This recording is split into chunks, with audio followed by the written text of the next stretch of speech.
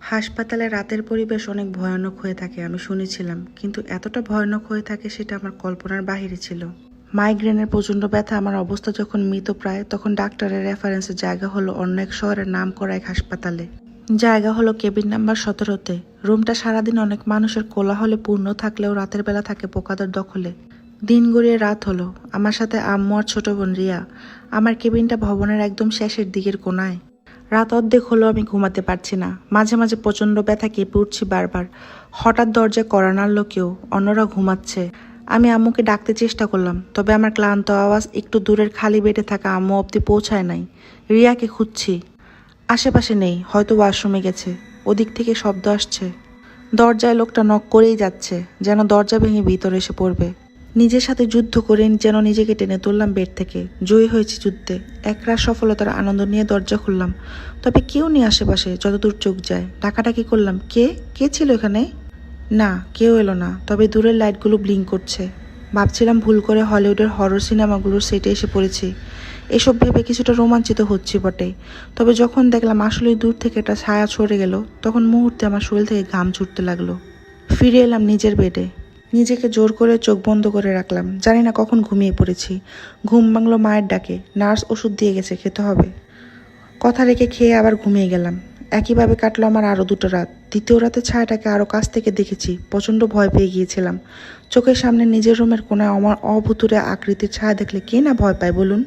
রিয়াকে এ ব্যাপারে জানানোর পর সে বলে আমার ওষুধের সাইড ইফেক্টের জন্য এসব ভীষণ দেখছি, যার বাস্তবে কোনো অস্তিত্ব নেই। রিয়ার কথা তাৎক্ষণিক নিজেকে স্বাভাবিক করতে পারলেও বিপত্তি ঘটে পড়ে। সে রাতে আবারও দেখতে পেলাম ছায়াটাকে, একদম কাছে আমার, যেন বড়জোর 2 গজ সামনে। এভাবে কেন যেন প্রতি রাতের একটা নির্দিষ্ট সময় এইসব দেখতে থাকি আমি। হঠাৎ ঘুম ভেঙে যাওয়া, সামনে কারো ছায়া, লাইটের ব্লিঙ্ক আর রক্তমাখা বেড। হাসপাতালে সুস্থ হতে এসে যেন উল্টো আমি আরও বেশি অসুস্থ হয়ে যাচ্ছি। হাসপাতালের 6ষ্ঠ রাতে হঠাৎ একটু বেশি অসুস্থ হয়ে গেলাম আমি। রাতে নির্দিষ্ট সময় অপেক্ষা করছি সে অদ্ভুতুরে কিছু মিনিটের। অপেক্ষার ফলাফল পেতে শুরু করলাম রাত প্রায় 3টার আশেপাশে সময়। আজ দরজায় নখ পড়েনি, বরং দরজাই খুলে গেল আপনা আপনি। ছায়াটাকে আজ স্পষ্ট দেখতে পাচ্ছি। ছায়ার একাংশ লম্বা চুলের মতো প্রতিফলন দেখে বোঝা যাচ্ছিল ওটা মেয়ে মানুষের ছায়া।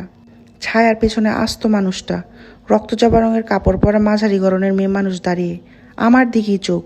পেছন থেকে আরও 2-3 জন এসে দাঁড়ালো মেয়েটার সাথে। আমার হাত পা অবশ হয়ে যাচ্ছে, কথা বলার চেষ্টা করেও পারছি না, নইলে অন্তত মা আর রিয়াকে ডাকতে পারতাম। মেয়েটা ওখানে দাঁড়িয়ে আছে, নিজে নিজে কিছু একটা দিয়ে নিজের হাত কেটে রক্ত বের করছে, এরপর পা। মেয়েটা এসব করতে করতে নিজেই চিৎকার করছে। এই অদ্ভুত পরিস্থিতিতে আরও ভয়ঙ্কর ব্যাপার ঘটলো তখনই। মনে হচ্ছিল মেয়েটার প্রতি আঘাতের ব্যথা আমি নিজের শরীরে অনুভব করছি। রক্তাক্ত হয়ে গেছে পুরো বেড। আমি শুধু সেসব দেখে যাচ্ছি, কিছু করতে পারছি না, বুঝতেও পারছি না কি হচ্ছে। এক পর্যায়ে মেয়েটা নিজের বুক চিরে হাত ভিতরে ঢুকিয়ে দিল। মনে হচ্ছে এ বুঝি হৃৎপিণ্ডটা বের করে আমার সামনে এনে বলবে নাও। এসব আর সহ্য করতে না পেরে আমার শরীরের সর্বোচ্চ শক্তি দিয়ে চিৎকার করে জ্ঞান হারালাম। পরের দিন নিজেকে খুঁজে পেলাম নিজের বেডে। চোখ মেলে দেখে আম্মু কাঁদছেন। পরে জানতে পারি আমাকে নাকি সকালবেলা বারান্দায় পাওয়া গেছে। এরপর দ্রুত হাসপাতাল থেকে রিলিজ নিয়ে ময়মনসিংহে ফিরে আসি। এই 7 দিন 6 রাতে আমি সুস্থ হতে যেয়ে আরও অসুস্থ হয়ে গেলাম।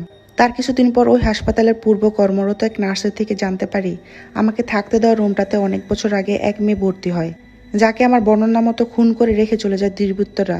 অবশ্য খবরটা ছড়ানোর আগে হাসপাতালের কর্তৃপক্ষ ক্ষমতা আর টাকার জোরে ধামাচাপা দিয়ে দেয়। বাসায় এসেও সে ভয়ঙ্কর মুহূর্তগুলোর কথা ভেবে আমি বহু রাত ঘুমাতে পারিনি। নিজের নিরাপত্তার কথা ভেবে হুজুর থেকে বিভিন্ন তাবিজ আমল নেওয়া হয়েছে, তবে সে ভয়টা আমাকে আজও তাড়া করে বেড়ায়।